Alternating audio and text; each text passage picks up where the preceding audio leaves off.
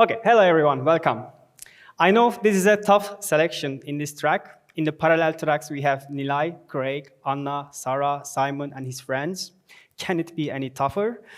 Yep, anyway, you are here. I really appreciate because this has been a long ride for me as well. Besides these slides, I worked on an open sourcing this work and blog posts that we just shared.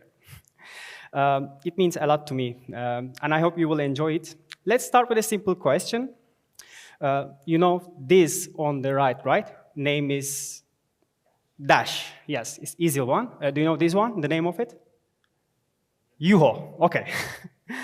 So you will see Yuho a lot here during the slides, but I want to start with just released it 1 hour ago, already in 003. Sorry about that. And use it with caution. Yeah, but this is supposed to work. And then we already have just shared a blog post on our website. This is full for design considerations from product point, design user experience, and also from the motion point. Okay, I'm Cagatay. I'm Flutter competence lead at Volt, also a Google developer expert for Flutter and Dart. Although I'm giving this talk alone today, I would like to mention that what I'm going to talk about is a teamwork. Around 3 years ago, we started working on building this UI component for Flutter, because we have the same component in Android and other apps.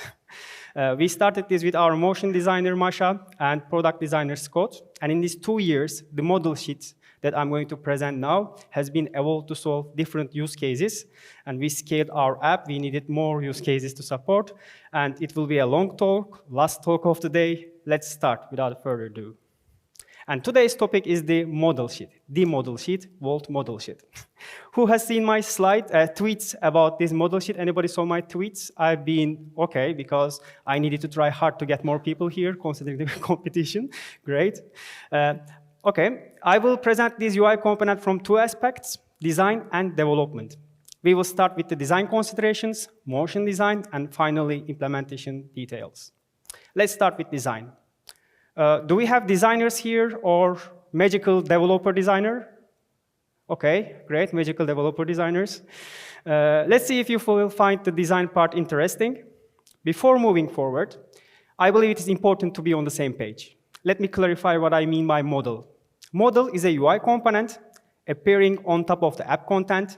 It blocks the previous screen and requires a user interaction to continue. Now let's talk about the common app patterns that most apps follow. First, a page is a model that replaces the entire screen. It can be pushed from right, left, bottom, depending on the context.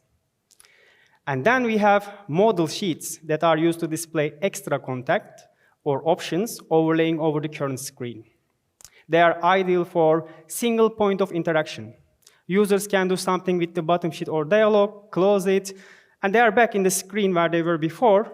So they improve the user experience while staying connected to the current screen.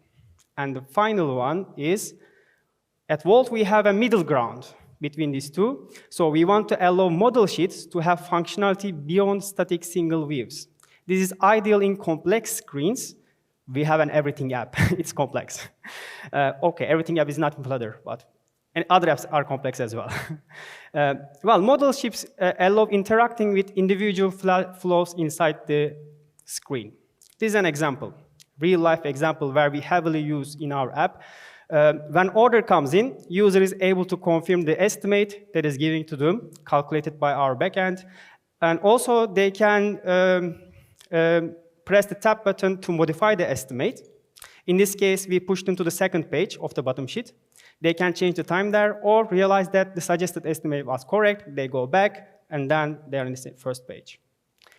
It gets more complicated if user wants to do something else than accepting order with the estimated time. With more than accepting order, yes. He or she can press the 3 dots button, which opens a model sheet with more than one flow of options. The merchants can tap the call button to call the customers, or press the reject button, and then inside this reject button, there's multiple flows as well. So it has multiple flows. I hope it's clear now what I mean by multi-page bottom sheet. We will now go through the design checklist for this UI component. This is a powerful UI component, and great power comes with great responsibilities. Okay, there will be cases where sheets might need to be scrolled if the content doesn't fit. And in the worst case, the example is like in the small screen, you have keyboard jumping up. Like you have very limited screen, and it should be scrollable. Second thing is that you might want to avoid too many changes in the height of the page. For example, in one page, you have tab or segmented control. You switch between the tabs. You don't want to have the intrinsic heights of each tab. So there should be a fixed height. You still switch between because it will tire the eye. Then the third is navigation flow. Yes, navigation flow is important in multiple page. It should be crystal clear. We can ensure this with proper placement of the controls. In our design, we have a sticky action bar in the bottom, and then sticky top bar controls for back and close buttons. When we scroll in the page, the navigation controls should always be visible. Okay, we also need to consider the design for, design for different screen sizes, especially for bottom sheets might look weird as the screen width increases. And finally, we should avoid overwhelming the users with complex tasks in the bottom sheet and consider redirecting them to the original screen when necessary. After giving some background information, we can now start talking about the model bottom sheet, which is an open source package available on PubDev. It is designed to revolutionize, I say, but we want to have this more common because I really see the value of this bottom sheet. It can solve real problems, real life problems. It's built with Vault-grade design quality. We are proud of our design at Vault, and it's extensively used in different apps. Okay, I'm going to show you the features now. And one of the challenges of using bottom sheets, as I said, in larger screens, and in this component, as the screen width increases, we need to do something, right? We have options. One option is adopting the bottom sheet. We can reduce the horizontal space, make it narrow, the bottom sheet, or we can use alternative layouts, such as sidebars or dialogues. And we choose to use dialogues in large screens and bottom sheets in small screens. The library itself provides a configurable responsiveness, so you can decide which layout to show when, so dialogue or bottom sheet, depending on the media query width.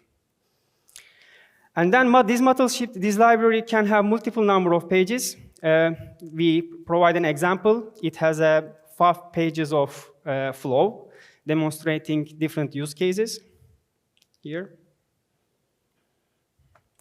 And by default, each page is scrollable. When the content is longer than the available height, users can scroll to see the more content.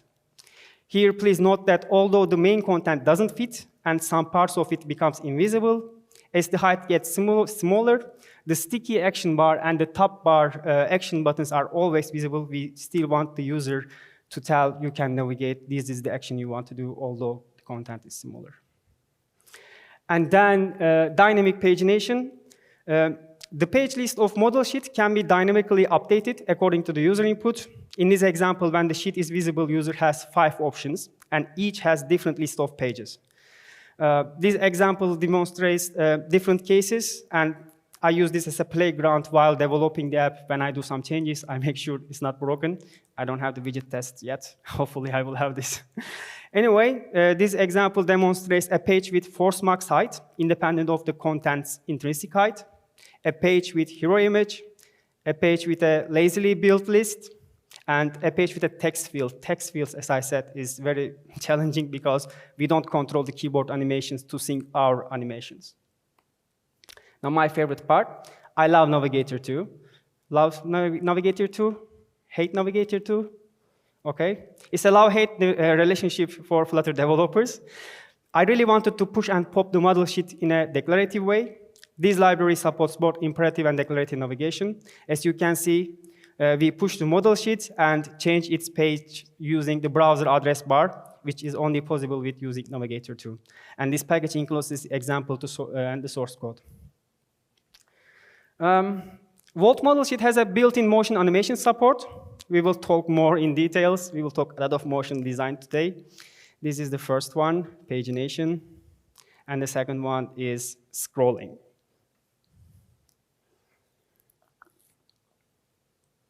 Okay. All the components in this model sheet play a role, important role, giving the context to the user, flexibility to navigate, and explicit action to perform. This should be clear. There is top bar, which serves as an anchor for the sheet. It contains close and navigate back actions. And when the page is first visible, the background of the top bar is transparent. It becomes more visible when the user starts scrolling. It also has an optional title. It becomes visible when the main page title is no longer visible. We have sticky action bar. We call it sub, like FAB. Sub is a clear next step for the user. So it is sticky in the bottom, elevates above, and we can add gradient to make it readable, the content behind. And we have an optional hero image at the top of the main content to grab the viewer's attention. When they see the page first, they need to understand. This helps the user to give the context about the page. And we have optional page title above the main content. The page title also summarizes what this page is about. Then, of course, the main content that delivers valuable information. It can be scrolled and lazily built. Okay, who uses Volt app here? Volt app users? Nice. You probably noticed that we put a lot of effort to attention. So we put attention to details. Yeah, let's put it this way. And motion, you see lots of motions in the app, is a fundamental element when building our product. It's not an afterthought, I want to mention. So in fact, it is essential building block for creating a best of user experience. But what is motion design? It is associated with animations that add delight and help the user notice something important on the screen. And these animations are not only some visual treats. They play a significant part in shaping the brand image and connecting with users on emotional level. Emotional level is important. And the benefit of motion design is not recognizable at the beginning, and in fact, it's challenging sometimes when new team jumps in, and you need to help to understand and prioritize the work needed for motion design. But one thing more sure, motion design has more broad impact. It significantly contributes to the user experience, and it's part of the brand image and connects the users on a feelings level, as I said, emotional level. And this is a level that users usually notice and note. Sometimes we have interviews when hiring, and they say, I use Volt app, the UX is great, design is great. We hear this a lot. And motion design also serves as a cognitive aid. So it guides the user through the UI and reduces the cognitive load. It makes easier to understand the most complex products and complex flows. It also helps establishing a special relationships, which we will see more in details. Okay, we are going to show you two examples of the motion design, as mentioned before. One is scrolling in page, and the other is navigating between pages. Okay, so here we have a page, one page with a hero image, and without the hero image, the other one. And when the content hits top of the bottom sheet, the top bar starts appearing. Here we show the same title, but in a smaller scale on the top bar. You can have two different approaches here for title bar when it's appearing. It can be in the direction of the scrolling or the opposite direction of the scrolling. So we came up with a concept in a real life. Imagine that you are reading a newspaper, and then you start reading more. When you scroll, this goes down. So it's like this. And then the next page is the pagination, which is a sequence of screens that the user goes one by one. And naturally, the movement is sideways. Again, we came up with a concept from real life. When you read a book, you go to the next page by swiping from right to left, and previous page from left to right. And similarly, when you go here forward, the next screen comes from the right, and when you go backwards, the screen goes from where it came from. So it goes to where it came from, yeah. But it is important to note that the top bar elements here and the sticky action bar, they don't move. They stay persistent, and their visibility is only affected with the opacity change. So we ensure a navigation which is smooth and intuitive here. Okay, design talk, enough. Maybe some of us got bored. But was it interesting from development point? Are we interested in design? Okay. No. But from the implementation detail, let's start with the root concept. We have the material app in our Flutter app. It is the root widget which provides various functionalities, including navigation. And material app has a router widget in it. It is introduced in Navigator 2 to decouple the navigation logic from the UI logic. And then we have the router widget in the material app, which manages and provides more control over the navigation stack. Router widget has a navigator widget, and the navigator widget is responsible of managing the root objects. What is a root? Root represents a screen or a page. And then this navigator widget has an overlay widget, which provides independent layer on top of the other widgets, of course, and it can be used to display visual overlays. Finally, roots use overlay entries to represent each screen on the overlay stack. And each root have one or more overlay entries. Why I'm talking about roots? Because although model sheets overlay on the originating screen, you still see the originating screen. When working with model sheets, many people actually are confused because they forget that they're dealing with a root that is pushed to the navigation stack. So they want to access ancestors of the originating widget. They can't because it's a different overlay entry, different root.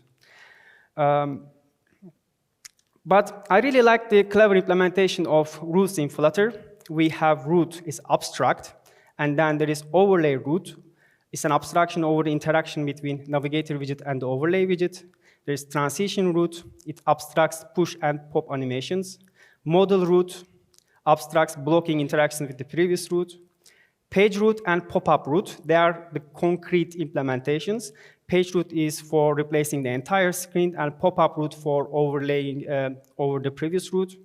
And Vault Model Sheet, actually, the library provides a custom root that extends the pop-up root and implements a transition according to the dialog and or the bottom sheet. So when we provide this concrete custom pop-up root, it opens the door for the library to use the Navigator 2 in a declarative way. So you just create a page, and then with your index page root, and you declare your navigation stack. When building the page, here, our page components, we map the Vault Model Sheet page class to a widget. So users of the library, they don't have to worry about or concerned about the design guidelines that are mentioned. It's located according to internal implementation.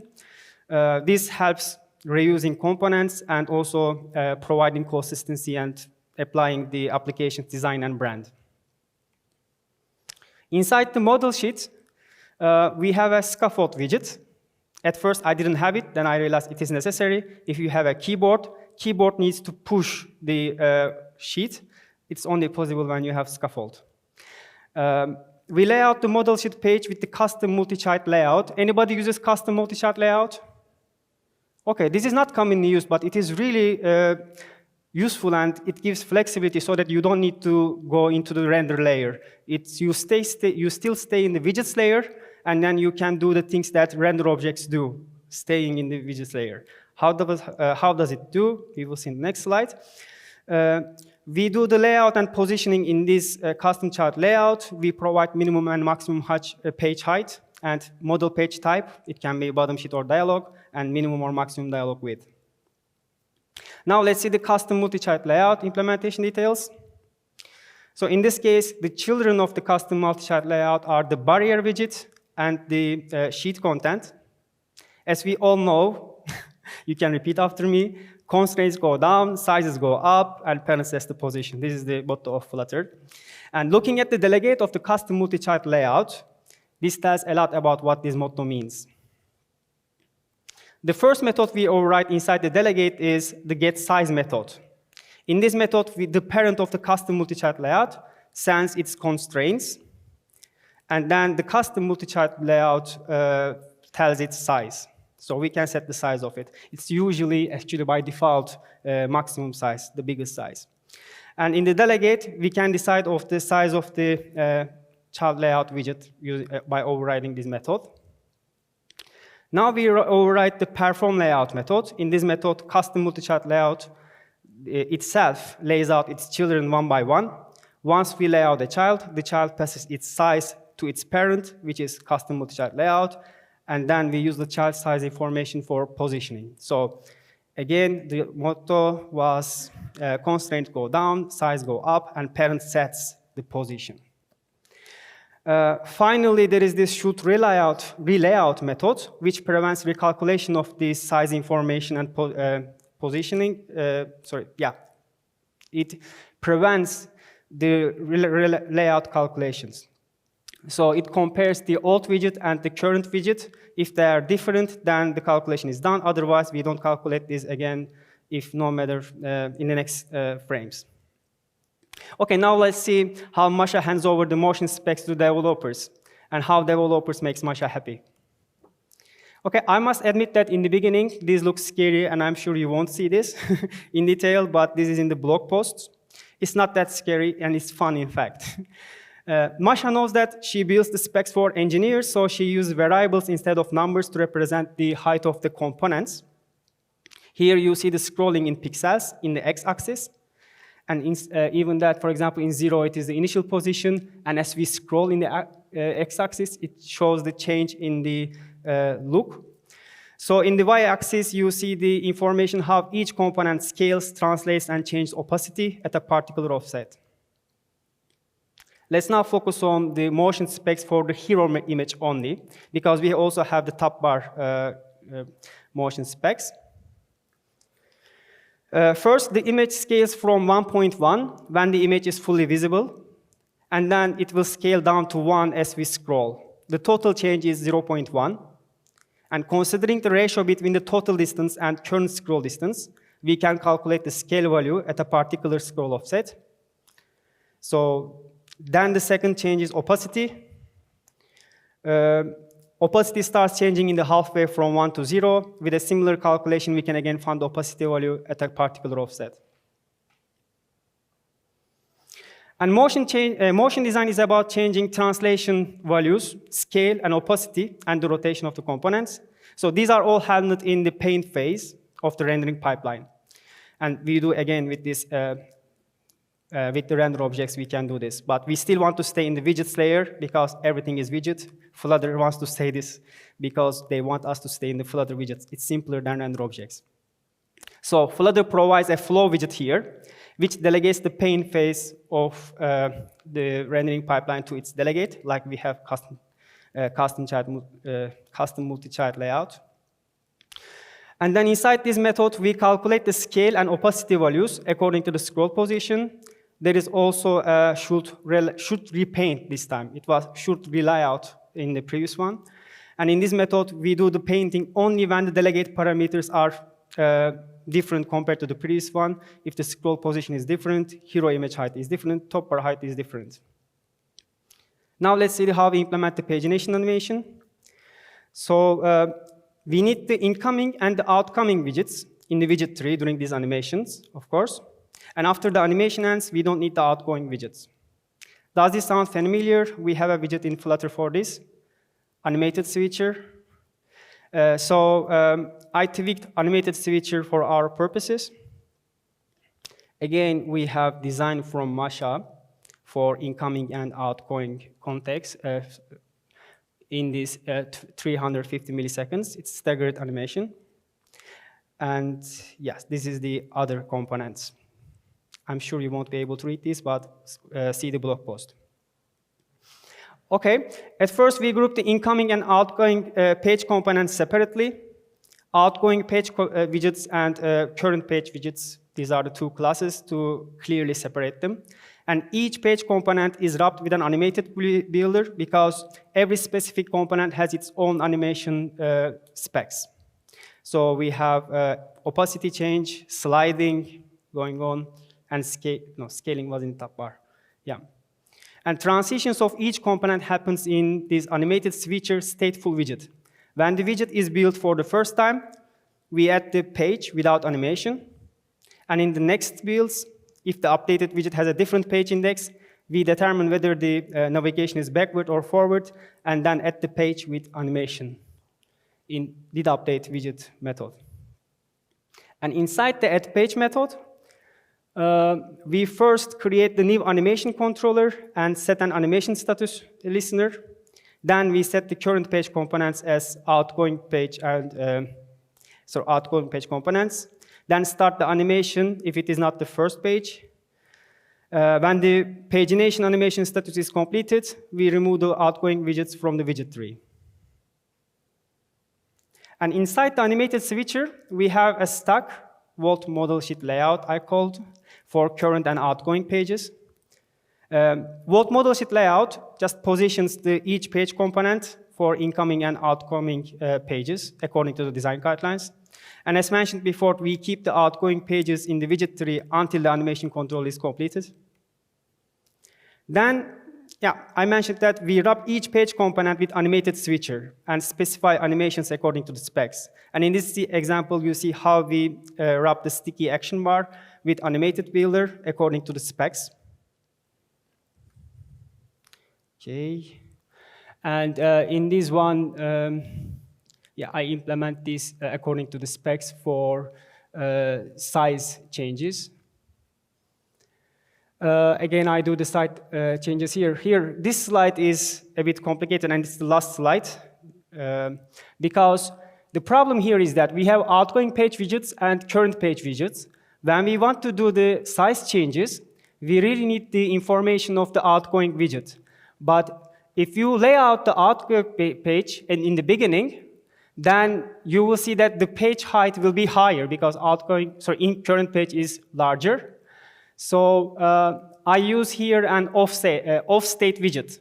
So what off-state widget does is that it has the current widgets, but it is not laying out on the screen. But it still calculates the layout information. And I use this layout information to calculate the size ratio during the animation. And that's it. I think this took shorter than I expected. I'm surprised that it ended in time. Thank you.